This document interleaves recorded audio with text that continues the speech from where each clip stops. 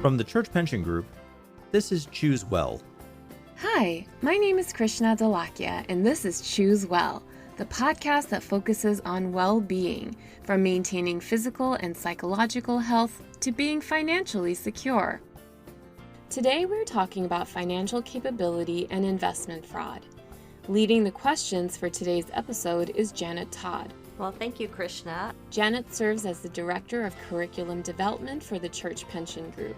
She is responsible for curriculum used in CPG's education programs.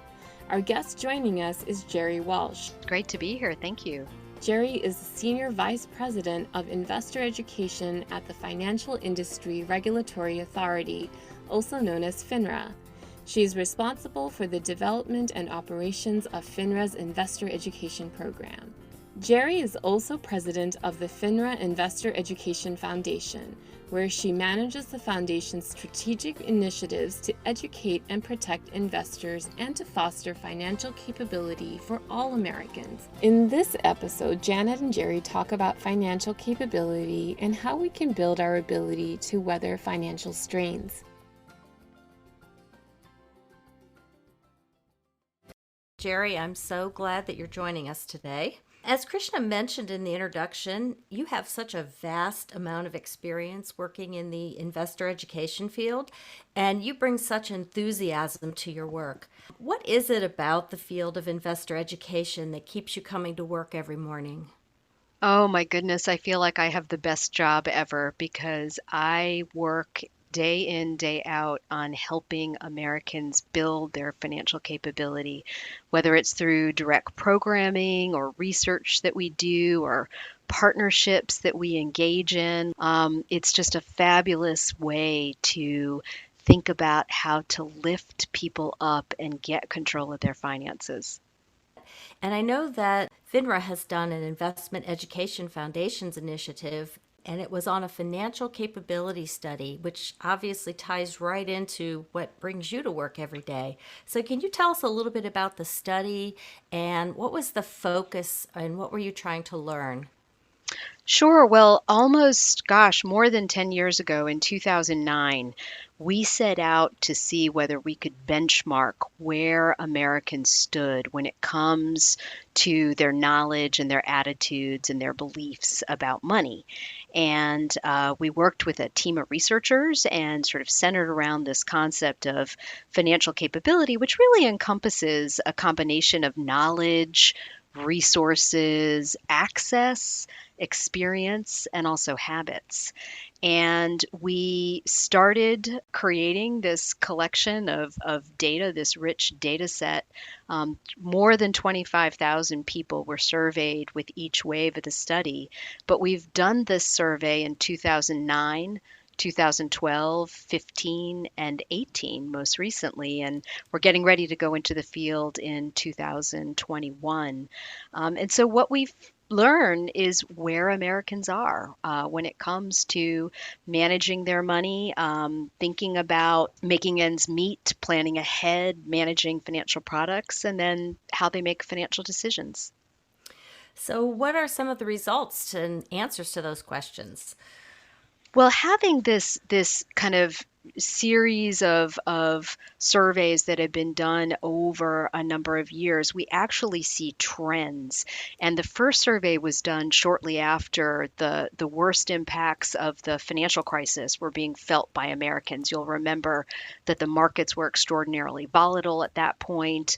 Unemployment rose, debt was increasing, people were really financially strapped. And so what we saw in the 2018 study is that while in general there was economic growth and declining unemployment, there were still persistent signs of widening divides between those who were prospering and those who were struggling financially. And that was particularly true for younger Americans, for those who didn't have a college degree, for African Americans, and for those with lower incomes. That's really interesting because I was looking at the latest survey and I was noticing that a lot of people answered that they had confidence in their ability to do finances and that they thought they had a good deal of knowledge. But when it actually came to the behavior, a lot of people were not showing the good financial behavior. So, why do you think that our American population is so underprepared in the financial area? Well, I think as a country, we do believe that we are capable of pulling ourselves up by the bootstraps. And, I think there's some element of overconfidence that you see with kind of, fake it till you make it, right? Yeah. But yeah, I mean, it's kind of a traditional American trait in a lot of ways. But there's also, we do see that financial literacy is low generally in the United States. But part of that can have to do with the kinds of products that people are interfacing with. If you don't own a home, you might not be able to answer the question about mortgages.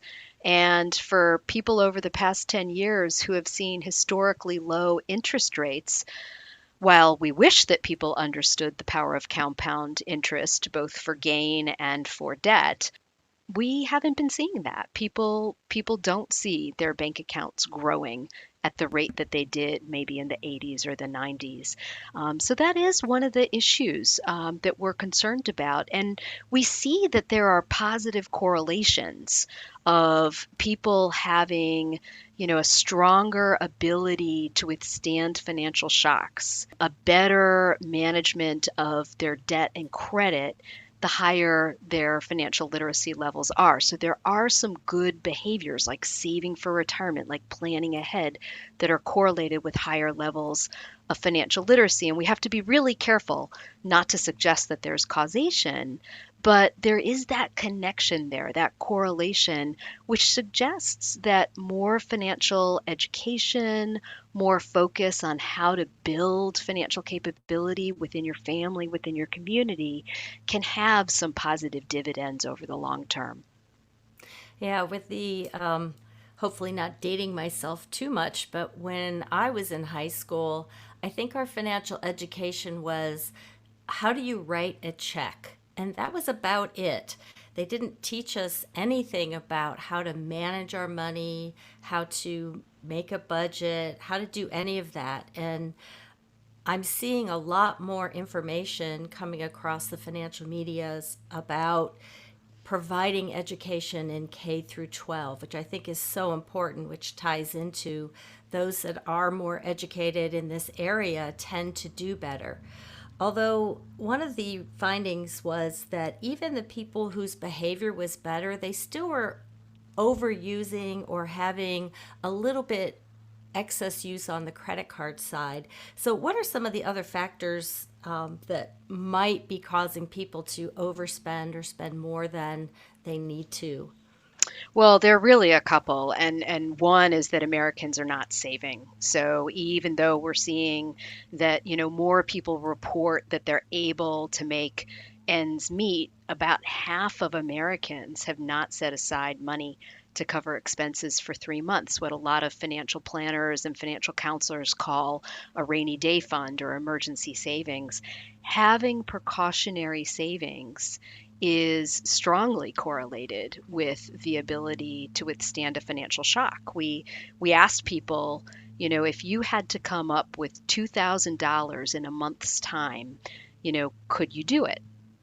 And it was fascinating because $2,000 is the typical, unexpected legal bill or home repair, auto repair. As someone just living as an adult in America, it is likely that someday you will have that kind of a shock that you're not expecting.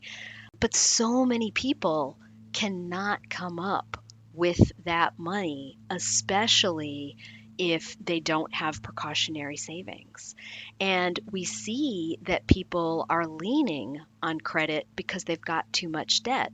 But about half of Americans feel like they have too much debt, and yet they still turn to credit cards, still turn to expensive non bank borrowing like going to a payday lender or a rent to own operation. So, we do see that while people feel like they can make ends meet, a lot of people are living on the edge and they're just one financial shock away from a potential spiral of debt. And I'm sure that a lot of that has been brought forth with the COVID-19 pandemic. So many people out of work, so many people unable to actually tide themselves through this time because they don't have that emergency fund set aside. And I imagine the use of credit is going to go up at this time. It will be interesting to see in your 2021 study if any of this gets reflected from this time period. The other thing I was interested about also is how do you think social media might impact the way Americans are spending their money?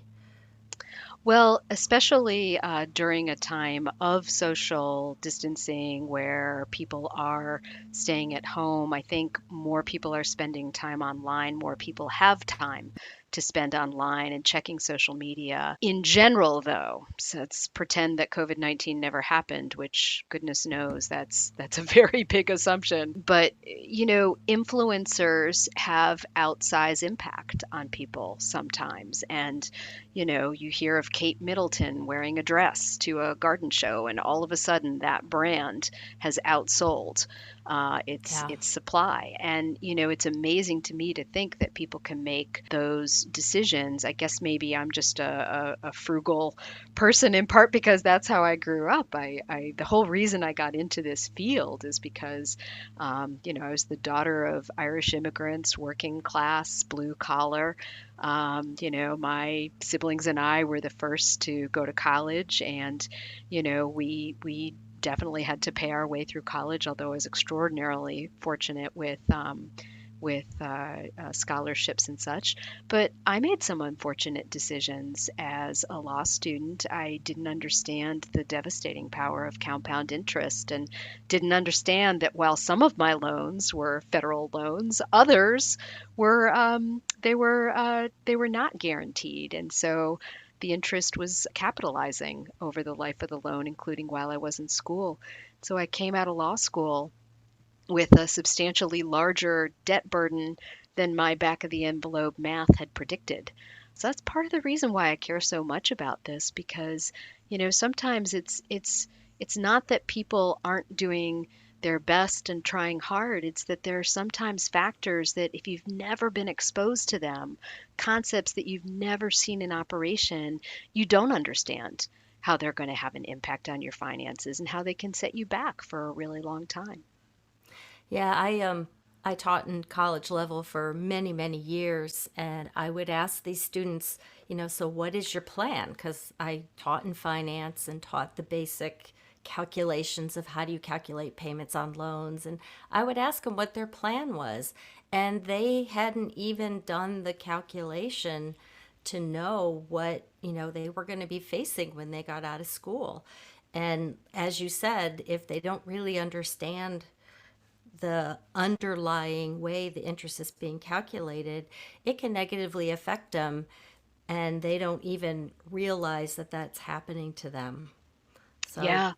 And one of the things that we asked about in this most recent wave of the National Financial Capability Study was, looking back at your college experience, do you wish that you had gone to a less expensive college? And among those who had student loans for their own education, 47% of people indicated that they wished they had gone to a less expensive school, wow, which that's is a lot. yeah, and you think about how many people have college debt.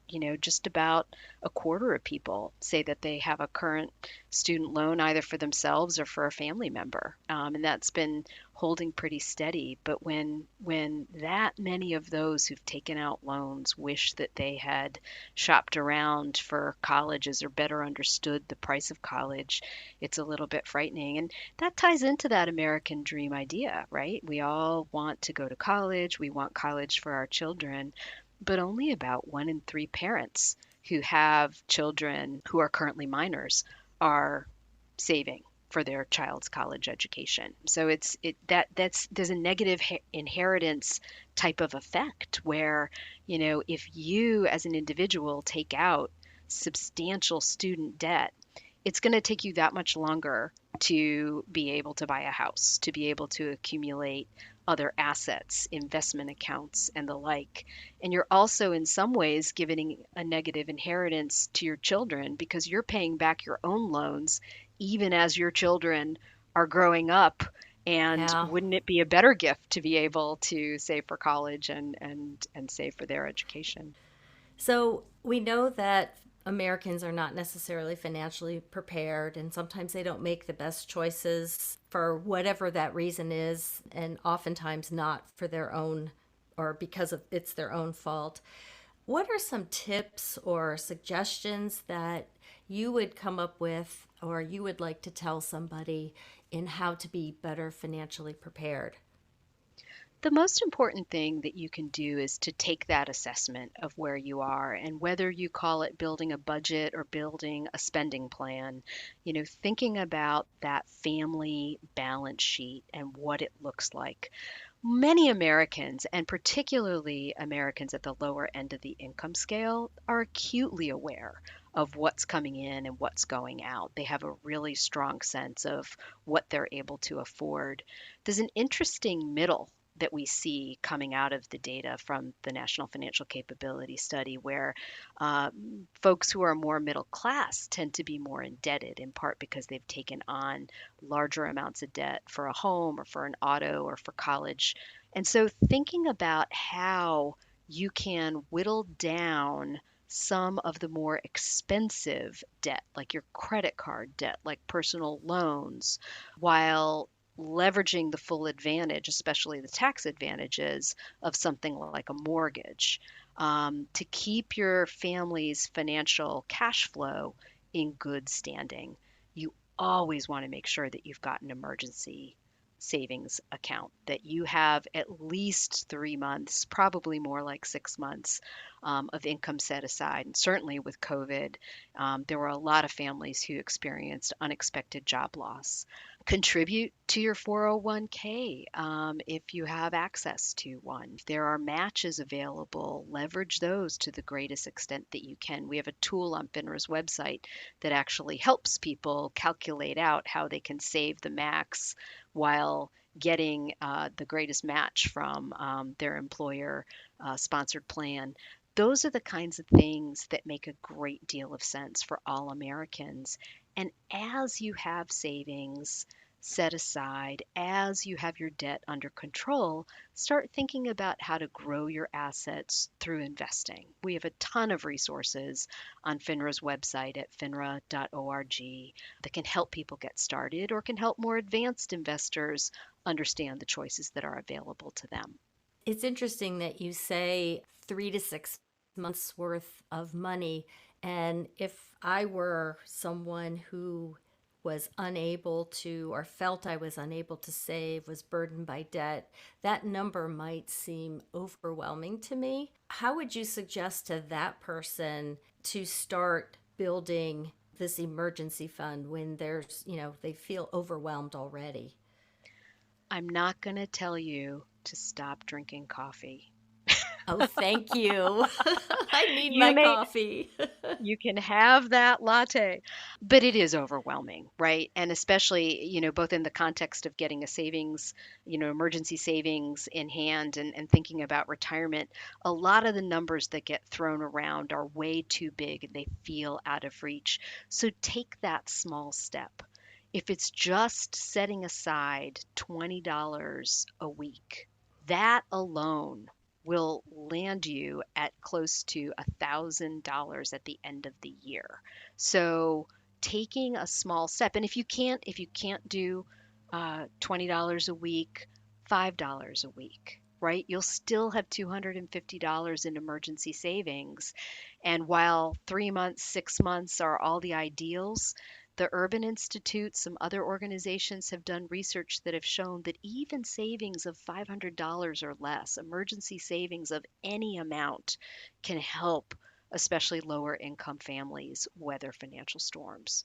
So just put aside $1 a day, $3 a day, as much as you can.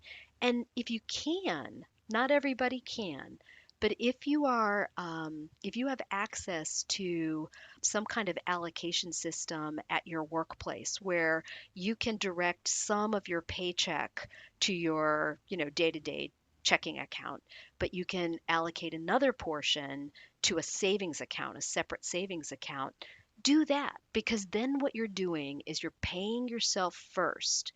You never see the money show up in the account that you use for your day-to-day transactions and your monthly bills.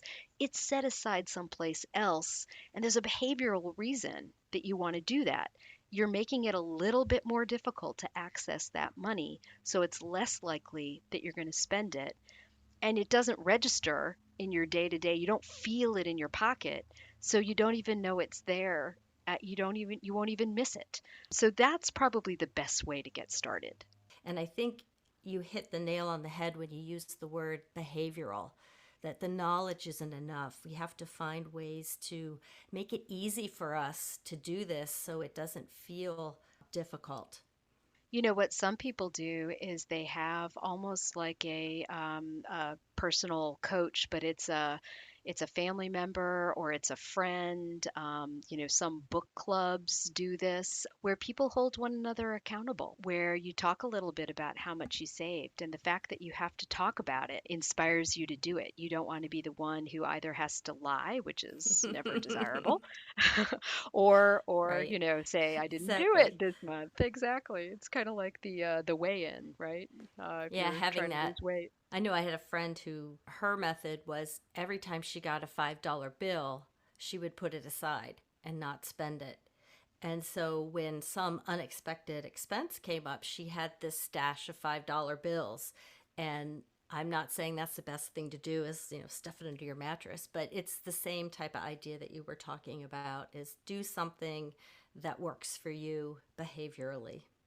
And recognize that what works for you may not be what works for your friends. And maybe more importantly, what works for your Exactly. friends or family might not work for you. You have to figure out what it is for you. You have to know your own financial picture, assess your goals, and then take action against those goals to help achieve Yeah. them. I think that's why the latte example doesn't work for a lot of people because they know they're just not going to make it through the day and they need to have that latte. So, I would be awfully crabby if I didn't have my latte. exactly. Thank you so much, Janet and Gerri. In the second part of this interview, Janet and Gerri talk about financial fraud. They discuss some of the persuasion tactics fraudsters use, some signs that someone has become a victim of fraud, and tips on ways to respond to a potential scammer. Also, please be sure to check out the other resources that CPG has to offer in our Learning Center and e-learning library. That's it for today. Thank you for listening. Theme music for our podcast is by Fran McKendry, and please join us again for Choose Well. Investing involves risk, including risk of loss. Fees and other terms and restrictions may apply. The information presented here is not investment advice and does not take into account the investment objectives, financial situation, or retirement needs of particular individuals. It is important that you consider this information in the context of your personal risk tolerance, investment objectives, and financial and retirement goals. You should not rely on this information in making any investment or other decision that will affect your personal financial, retirement, or tax situation. You should contact your own professional advisor prior to making any such decision.